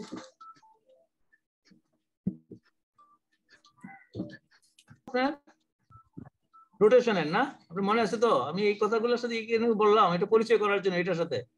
এটা is related to the rotation only, translation হলো টি এর সাথে। তাহলে আমি যদি শুধু রোটেশন চিন্তা করি তাহলে আমি রোটেশনের যে এক্স অপারেশনের কারণে ডি এর যে রোটেশন ম্যাট্রিক্সটা হলো, এইটাকে আমরা ডিএক্স দিয়ে প্রকাশ করতে পারি। তাহলে এখন দেখেন যদি n1 n2 n3 হয়, এরকম ভাবে রোটেশন করলাম যে অফ ডায়াগোনাল এলিমেন্ট গুলো 0, তাহলে এটা ট্রেস কত আসবে? ট্রেস তো বুঝি আমরা, ম্যাট্রিক্সের ট্রেস, ডায়াগোনাল এলিমেন্ট গুলোর যোগফলকে আমরা ট্রেস বলি। ঠিক আছে, তাহলে ট্রেস ইজ ইকুয়াল টু হবে n1 plus n2 plus n3 is equal two m, মানে কি এটা ইন্টিজার হওয়ার কথা। আমার কথা না বুঝলে কিন্তু আমাকে থামাই দিয়েও কথা বলতে পারেন। আমি যদি চান তাহলে আমি আবার ওখানে একটু চাইতে পারি যে আর যে নতুন ভেক্টরটা যেটা হলো, এটা তো ব্রেভিস ল্যাটিসে, তাহলে ব্রেভিস ল্যাটিসের সংজ্ঞা অনুযায়ী এটা কি হবে n1a plus n2b plus n3c, আর এটা হবে xa plus xb plus xc। এটা আর এটা একই হবে, কারণ x এর উপর অপারেট করলে n1a দিবে, n2b দিবে, n3b দিবে। এখন যদি আমরা ধরে নেই a ইজ ইকুয়াল টু এরকম একটা column matrix, b is equal two এত, c ইজ ইকুয়াল টু এত, তাহলে এটা ওখানে বসাইলে dx যদি বসান বাকি এলিমেন্ট গুলো 0 হয়ে যাবে, তাহলে এটা আসে। এটাকে আমরা ডায়াগোনালাইজেশন বলি আর কি, শব্দটা ডায়াগোনালাইজেশন করছি। তাহলে শুধু ডায়াগোনাল এলিমেন্ট গুলো থাকবে, অফ ডায়াগোনাল এলিমেন্ট গুলো শূন্য হয়ে যাবে, এটাকে ডায়াগোনালাইজেশন বলে। তাহলে একটা ম্যাট্রিক্সের ট্রেস তাহলে হবে এটার গুলো যোগফল হলো তাহলে m ইন্টিজার হবে, কারণ n1 n2 n3 integer, m ও ইন্টিজার হবে। এইবার আমরা যদি বলি যে শুধু রোটেশন করছি c, তাহলে c5 পরিমাণ কোণে যদি z অক্ষকে ঘুরাই তাহলে d ম্যাট্রিক্সটা কি হবে? এখানে একটু আপনাদের জন্য করতে হচ্ছে। তাহলে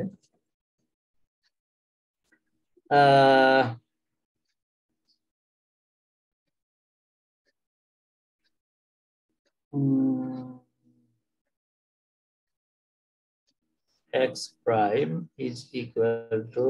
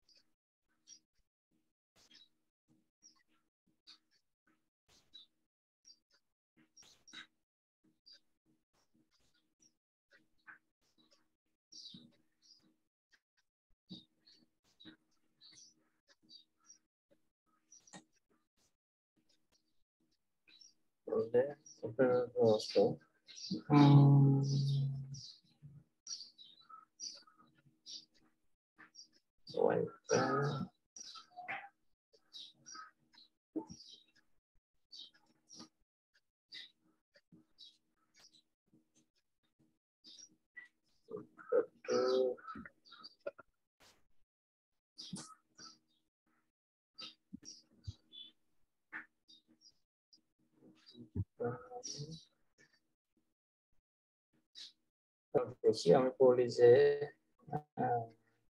x prime is equal to অ্যালজেব্রাটা একটু বড় হবে, আমি বই যখন দেখাই দিলে হয়তো পারতো। আমার কাছে বই আছে কিনা আমি একটু দেখি, একটু দেখাই দিই। আপনারা যদি একটু ছবিটা দেখেন কোয়ান্টাম মেকানিক্সের এই ছবিটা দেখেন একটু। এই ছবিটাতে দেখেন যে একটা ওপি একটা ভেক্টর ছিল, পার্টিকেলটা এখানে ছিল, সে রোটেট করে পি প্রাইম পজিশনে গেল। আপনি কি দেখতে পাচ্ছেন নাকি?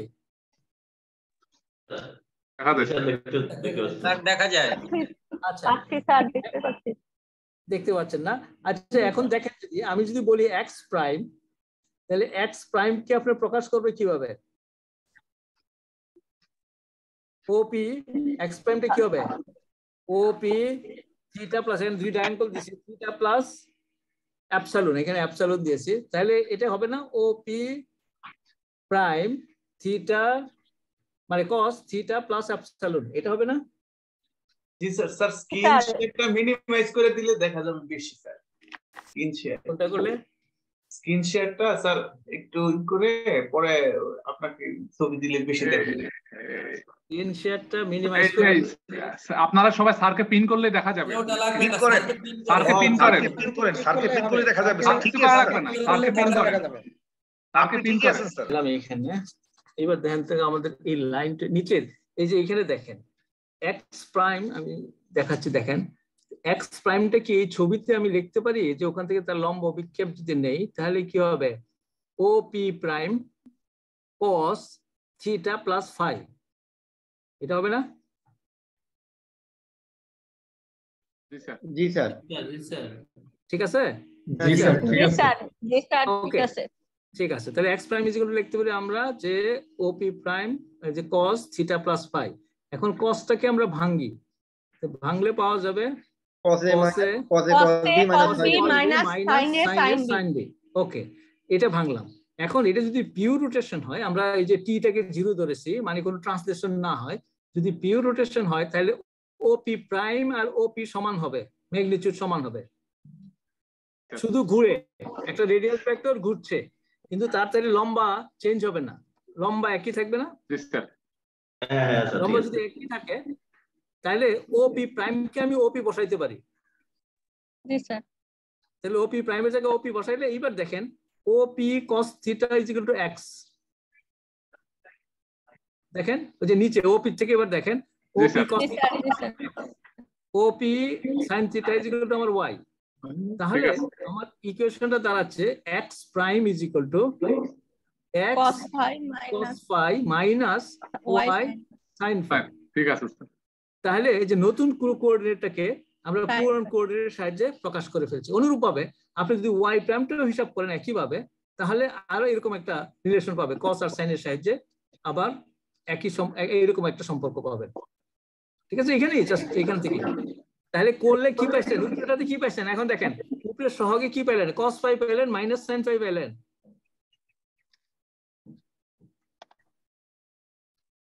কি ঠিক আছে? জি স্যার।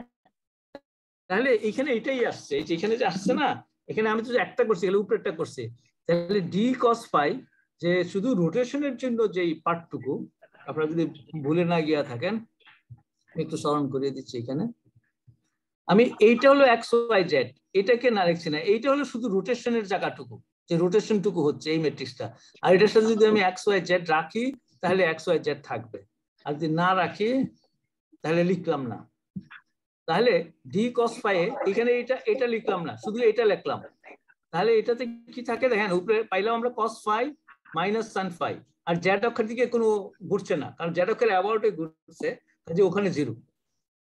এরকম ভাবে যদি আমি ওয়াই প্রাইম বের করতাম তাহলে এখানে পাইতেন sine phi cos phi zero. আমার কথা বুঝতে পারলেন নাকি না? আর একটু লিখতে হবে? না স্যার, লেখা লাগবে না, বুঝতে যাচ্ছে। তারপরে যদি আমি জেড অক্ষরের চারদিকে ঘুরতাম তাহলে জেড অক্ষরের দিকে কোনো মানে ইয়ে হচ্ছে না, কাজে 0 0 1। কি আমার কথা বুঝতে পারলেন কি? আচ্ছা, তাহলে এইটা হলো আমার যে যে ডি ম্যাট্রিক্সটা, যে রোটেশনের ম্যাট্রিক্সটা যেটা আসলো এটা। এখন এখান থেকে আসেন ট্রেস নেন, ট্রেস নিচ্ছি আমরা। যদি ট্রেস নেই তাহলে কত হবে? 2 cos pi plus 1, মানে 2 cos pi 1 plus 2 cos pi। তাহলে এইটা কি ইন প্রিন্সিপাল অনুযায়ী এটা কি হইতে হবে? ইন্টিজার হইতে হবে। ওই যে আমরা শিখেছিলাম যে আমরা যদি অর্থোগোনালাইজেশন করি এটা ট্রেসের কোনো পরিবর্তন হয় না, ট্রেস যদি ইন্টিজার হয়ে থাকে এখানেও এটা ইন্টিজার হইতে হবে। তাহলে cos pi এর মান হইতে হবে কত? m-1 ডিভাইডেড বাই 2 না?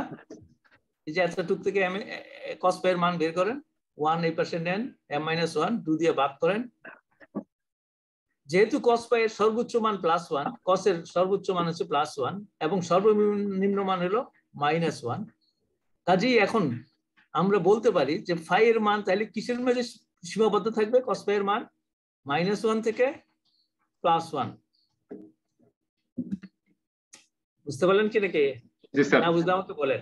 না ঠিক আছে। cos এর ম্যাক্সিমাম মান +1, মিনিমাম মান হলো -1, কাজেই অন্য সকল ভ্যালু এই দুই রেঞ্জের ভিতরে থাকতে হবে, -1 থেকে +1 এর ভিতরে থাকতে হবে। আর cos phi is equal two আমরা দেখলাম এটা m-1 ডিভাইডেড বাই 2। তাহলে আমি যদি cos এর কথা ভুলে যাই তাহলে এবার দেখেন তো m এর মান কোথায় সীমাবদ্ধ থাকতে হবে? m integer number. -1 m এর মান হবে -1 তো 3, কারণ এই 2 দিয়ে এটা গুণ করলেন, গুণ করলে বজ্র গুণ করেন, তাহলে এটা 2 চলে গেল, আর এই -1টাকে আমি এই পাশে নিয়ে গেলেন, +3 হয়ে গেল।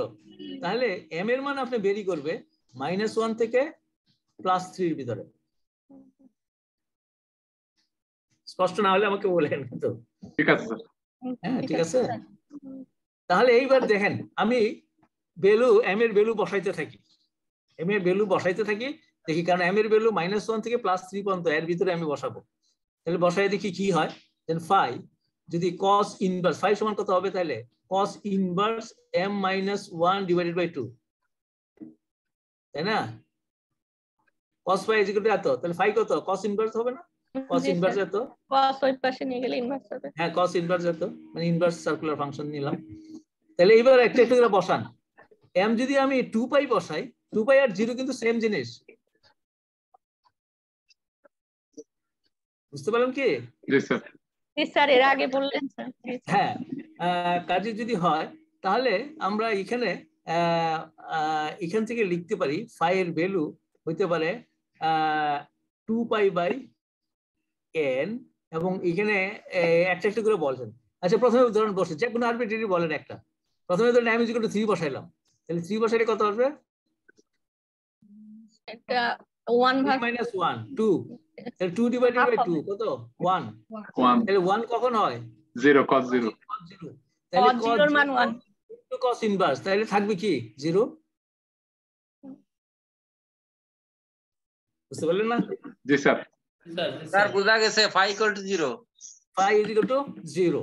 আচ্ছা পরে 2 বসান, 2 - 1 ডিভাইডেড বাই 2, তাহলে কত? হাফ। হাফ তাহলে cos হাফ কত? মানে হাফের মান কত? cos 60 অথবা cos π/3 60 ডিগ্রি। তাহলে cos ইনভার্স cos π/3, তাহলে cos এর কত কাট ইয়ে গেল, 60 কাট ডিগ্রি গেল π/3। 60 তারপর 1 বসান, ওকে 0 মানে 90 ডিগ্রি। 90 ডিগ্রি। তারপরে আপনার এই -1 ও 0 বসান, মাইনাস হাফ 120 ডিগ্রি। 120 ডিগ্রি হলে কত হয়? কত হয়? 2 π/3। ওকে, তারপরে -1 বসান, তাহলে -1 হলো মাইনাস হলো cos পাই π 180 ডিগ্রি। 180 ডিগ্রি। তাহলে এই যে রোটেশন গুলো হবে, তাহলে কয়টা রোটেশন পসিবল? এই যে আমার এখানে দেখলাম কি কি রোটেশন পসিবল। 1 2 3 4 এইটা, দুইটা, এই পাঁচটা। 5টা। ঠিক আছে, এখন আমি ফোল্ড নির্ণয় করি। চলেন, এটা রোটেশন দেখলাম, এই রোটেশন গুলো পসিবল। এখন ফোল্ড কিভাবে নির্ণয় করে? রোটেশন ফোল্ড নির্ণয় করি আমরা phi = 2 π/n, অর্থাৎ যে মিনিমাম যে রোটেশনটা হবে সেই মিনিমাম রোটেশনটা 2 পাই এর কত কত কত ভাগের, সেই নাম্বারটা হলো আপনাকে ফোল্ড দিবে এই এনটা। আমার কথা বুঝতে পারলেন কি? জি স্যার। এই এনটা আমাকে ফোল্ড দিবে। এখন আমি যদি একটা একটা করে আসি, এন এই ইকনগুলো জেনারেট করতে এন এর মান কি কি বসাইলে আপনি ইকনগুলো জেনারেট করতে পারেন? n এর মান এখানে তো দেওয়া দিয়েই রেখেছেন স্যার 1 2 না আমি তো দিয়েছি, মানে আপনারা হিসাব করে দেখেন যে যদি 1 বসাই তাহলে 2 পাই মানে 0। 2 পাই মানে 0। যদি 2 বসাই তাহলে কি আসবে? 2 পাই এটা আসবে শেষটা।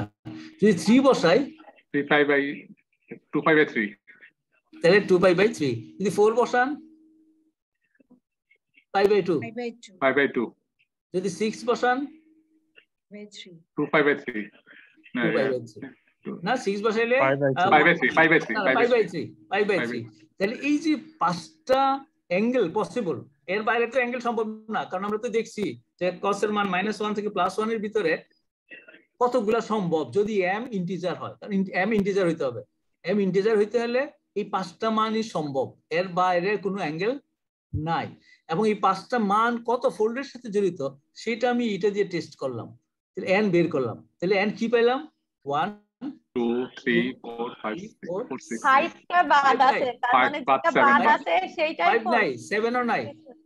ঠিক আছে, তাহলে ওই যে আমরা বললাম যে রোটেশন এক্সিস, ব্রাভিস ল্যাটিসের যে রোটেশন এক্সিস গুলো হবে তাদের রোটেশনের এক্সিসের ফোল্ড হবে হয় 1, না হয় 2, না হয় 3, না হয় 4, না হয় 6।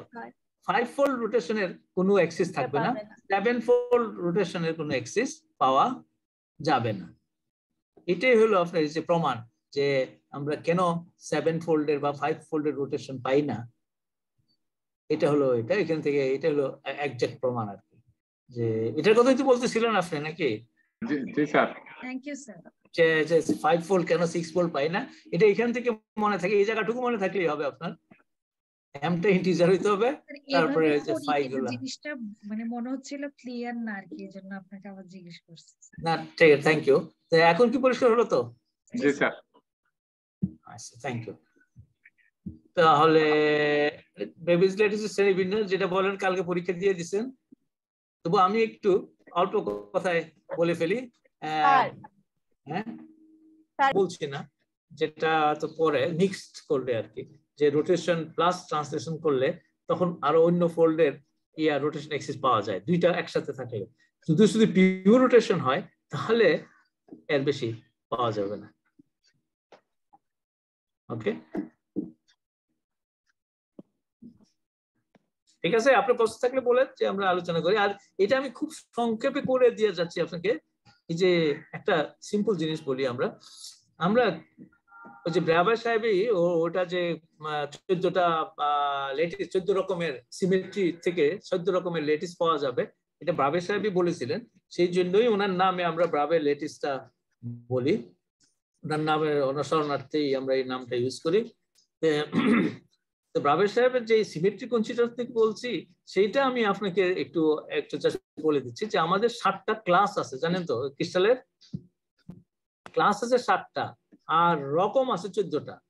তো ওই 14টাকে আমরা 7টা ক্লাসে ফেলতে পারি। এই ক্লাসগুলো শুধু আমি সংক্ষেপে আপনাদেরকে একটু মানে জিওমেট্রির তরফ থেকে একটু বলি। দেখি এখানে এখানে এখানে এখানে চলে যাই আর কি, এখান থেকে বলি আর কি, তাহলে সহজ হবে। আচ্ছা, ধরেন একটা কিউবিক ল্যাটিস আছে। কিউবিক ল্যাটিসের কি কি সমস্যা, কি কি জিনিস থাকে? এ বি সি, এরা কিন্তু অর্থোগোনাল, পরস্পর লম্ব। কিউবিক ক্লাসের ক্ষেত্রে ওই ট্রান্সলেশনাল মানে যে প্রিমিটিভ ট্রান্সলেশনাল ভেক্টর গুলা পরস্পর লম্ব, এবং লম্ব হওয়াতে এদের মাঝে কোণ কত হবে? তাহলে 90 ডিগ্রি। 90 ডিগ্রি, প্রত্যেকের সাথে প্রত্যেকের কোণ হলো 90 ডিগ্রি। তাহলে এখানে দেখেন আমি লিখছি A equal to B equal to C, অর্থাৎ প্রত্যেকটা এক্সিস এর মান সমান ম্যাগনিটিউড। এখন কিন্তু ভেক্টর দেয় নাই, ভেক্টর দিলে সমান লিখতে পারবেন না, কারণ ভেক্টর দিলে দিক আছে, সব এই একদিকে না, এ আর বি এর দিকে এক না, সি এর দিকে এক না। কিন্তু আমরা ম্যাগনিটিউড দিয়ে বলতে পারি শুধু A equal to B equal to C, A vector equal to B vector, এটা হবে না। আর অ্যাঙ্গেল গুলা আমরা যদি বলি এ বাহুর বিপরীত অ্যাঙ্গেলটা হচ্ছে আলফা, বি বাহুর বিপরীত অ্যাঙ্গেলটা বিটা, সি বাহুর বিপরীত অ্যাঙ্গেলটা গামা, তাহলে আলফা বিটা গামা প্রত্যেকেই 90 ডিগ্রি এই ক্ষেত্রে। ওকে, এখন চলুন আমরা সিমেট্রি ব্রেকিং প্রসেস, দুইটা প্রসেসে আমরা আগাইতে পারি। একটা হলো সিমেট্রি মেকিং প্রসেস, আর একটা হলো সিমেট্রি ব্রেকিং প্রসেস। অর্থাৎ আমরা যদি সিমেট্রি ভাঙতে থাকি তাহলে নতুন নতুন ক্লাসের ক্রিস্টাল জেনারেট করে। এটা কিন্তু ন্যাচারে আপনার মিলি পাওয়া যায়, কিন্তু আমরা বোঝার জন্য খুব সহজে আমি একটু মনে রাখার জন্য এটা বলে থাকি। এখন ধরেন আমরা একটা কিউবিক ল্যাটিস আছে, তার নিচে বেসমেন্টে পা দিয়ে ধরে উপরেরটা ধরে উপরের দিকে টান দিলাম, টান দিয়া সি এক্সিসটাকে লম্বা করে ফেললাম। কি আমার কথা বুঝতে পারলেন? কি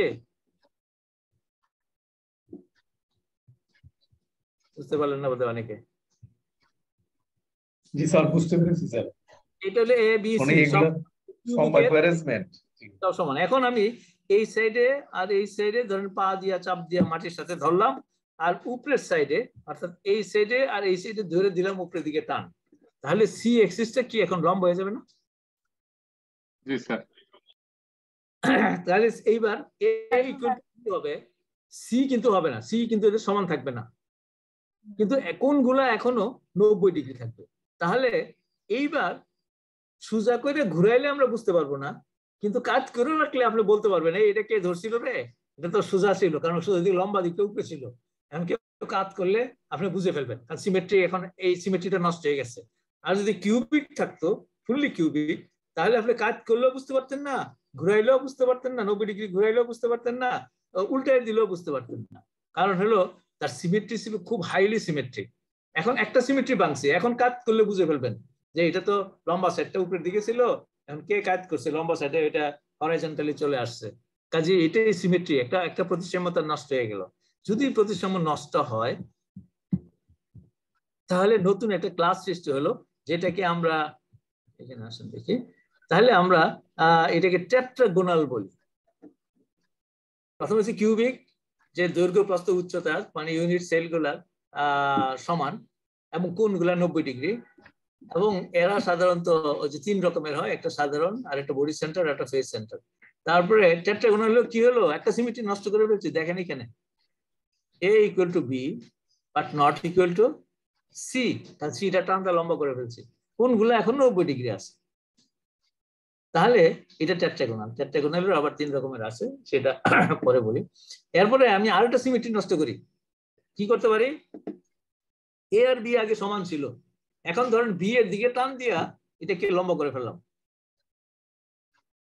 তাহলে কি এখন এ বি সি কেউই কারো সমান না, কিন্তু কোণগুলো এখনো 90 ডিগ্রি এদের মাঝে। তাহলে আমি আরেকটা সিমেট্রি নষ্ট করলাম। আরেকটা সিমেট্রি নষ্ট করলে আমরা নতুন আরেকটা ক্লাস পেলাম, সেটা হলো অর্থোরোমিক বলি।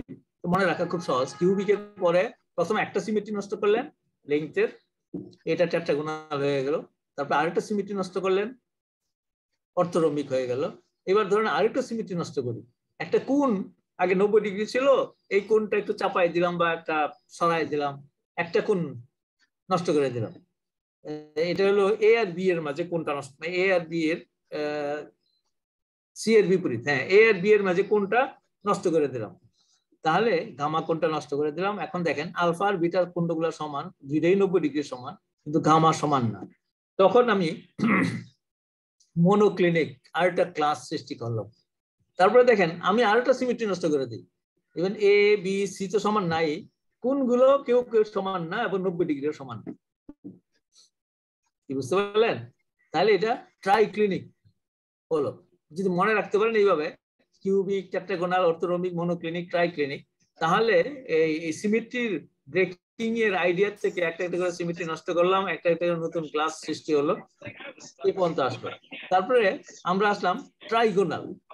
ট্রাইগোনালে হলো আমরা এ বি গুলা সমান, সাইজ নাম রেঞ্জ গুলো সমান, কিন্তু কোণগুলো এমন চাপাই দিলাম যে কোণগুলো সমান না, কিন্তু লেন্থ গুলো এখনো, কোণগুলো এখন 90 ডিগ্রি না, কারো 90 ডিগ্রি সমান না, কিন্তু নাকি এ বি সি সমান, কোন সমান কিন্তু 90 ডিগ্রি না, 90 ডিগ্রি না, না না কোণগুলো একটাও 90 ডিগ্রি সমান না, আমি সরি, আমি এটা কোণা বরাবর টান দিলাম আর কি। তাহলে হলো কোণগুলো সমান কিন্তু কেউ 90 ডিগ্রি সমান না, এবং লেন্থ গুলো সমান।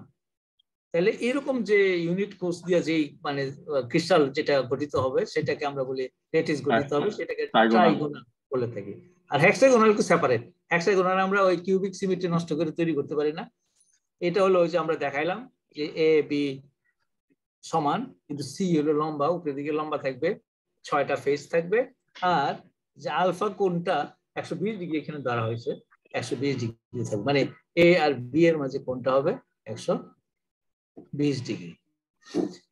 এখন আমি এটা হলো সিমেট্রি ভাঙার থেকে, মানে 1 থেকে 5 পর্যন্ত আপনি সিমেট্রি ব্রেকিং করে আসতে পারেন। কিউবিক থেকে শুরু করে সিমেট্রি ব্রেকিং, একটা করে সিমেট্রি ভাঙবেন, একটা করে ক্লাস শেষ হলো। হেক্সাগোনালটা সিমেট্রি ব্রেকিং থেকে আসে না। আর এখানে যে ফোল্ডের রোটেশন অক্ষটা, এটা একটু দেখেন, যদি কিউবিক ল্যাটিস হয় তাহলে 4টা 3 ফোল্ড ঘূর্ণন অক্ষ আছে, আর 3টা 4 ফোল্ড আছে। এটা এখানে বলা হয় নাই, 3টা 4 ফোল্ড। 3টা 4 ফোল্ড হলো, আপনার যদি একটা গণক থাকে, চিন্তা করেন যে গণকের একটা মাঝে মাঝে যদি মানে অ্যাক্সিস থাকে, সে আপনি 4বার ঘুরাইলে 90 ডিগ্রি 90 ডিগ্রি 90 ডিগ্রি 90 ডিগ্রি, প্রত্যেক 90 ডিগ্রিতেই তার মানে অবস্থানের যে পরিবর্তন হয়েছে ঘুরানোর সময় না দেখলে কেউ বলতে পারবেন না। এটা হলো ফোল্ড।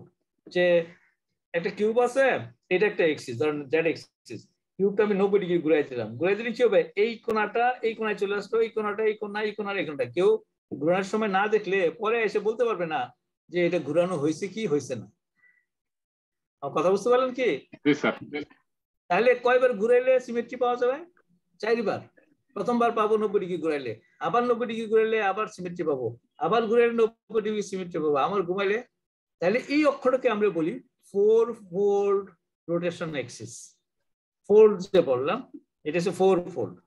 আচ্ছা, এখন আমাকে বলেন তো দেখি, যদি একটা কিউব আছে, তার ডায়াগোনাল বরাবর যদি আমি একটা অক্ষ কল্পনা করি, কয়বার ঘুরাইলে সিমেট্রি পাওয়া যাবে? 3বার ঘুরাইলে, তখন 120 120 120। ওই কোণাকোণে ডায়াগোনাল বরাবর যদি এক্সিস কল্পনা করেন, তার চারিদিকে যদি ঘোরান, তাহলে 3বার। যে আমরা এই স্পেশাল যেটা, এটাই আমরা বলেছি এখানে 4টি 3 ফোল্ড ঘূর্ণন অক্ষ আছে, এটা তো স্পেশাল বৈশিষ্ট্যপূর্ণ। কিন্তু যে 3টা যে 4 ফোল্ড আছে, এটা এখানে বললাম না।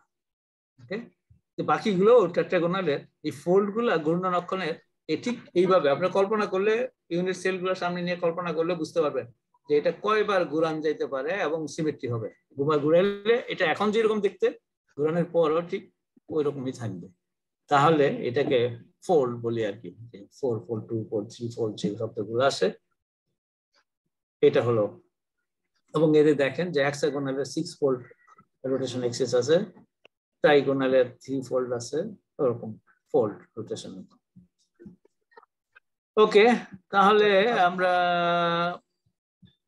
আজকে সময় শেষ স্যার। আজকে সময় শেষ স্যার। তাহলে আজকে আমরা এখানে শেষ করি। আগামী দিন আমরা তাহলে আপনাদের মধ্যে এটা থেকে ডিফেক্ট আছে না, ডিফেক্ট বোধহয় বলে দিয়েছেন আপনারা, যে লিস্ট দিয়েছেন ওটাতে পরের চ্যাপ্টারে আমরা বোধহয় তাহলে ডিফেক্ট ক্রিস্টালের পরে বোধহয় ডিফেক্ট আলোচনা করব, তারপরে বোধহয় ফ্রি ইলেকট্রন থিওরি আলোচনা করব, তারপরে ব্যান্ড থিওরিতে যাব, এরকম ভাবে বোধহয় দিয়েছেন যে চ্যাপ্টার গুলো দিয়েছেন। তাহলে আগামীকাল আমরা আর টু সুইফট করার চেষ্টা করব এবং ডিফেক্ট দিয়ে শুরু করব তাহলে, ঠিক আছে? অথবা আপনাদের যদি এখনো কোনো ওপিনিয়ন থাকে আমাকে বলতে পারেন, ওইটা দিয়ে আমরা শুরু করতে পারবো, কোনো অসুবিধা নেই। ঠিক আছে স্যার। ঠিক আছে, আপনার চিন্তা ভাবনা করে দেখেন, যদি আরো কিছু লাগে আমাকে জানায়েন, তাহলে আমরা ওইটা দিয়ে শুরু করি। আর এমনি যেই আমাকে যেই সাজেশনটা পাঠাইছে সেটা হলো ওইভাবে আর কি, আমি যেটা বললাম আপনাদেরকে। সবাই ভালো থাকেন, সুস্থ থাকেন, কালকে আপনিও ভালো থাকবেন। Thank you. ধন্যবাদ স্যার। আসসালামু আলাইকুম স্যার, আমি মাসুদ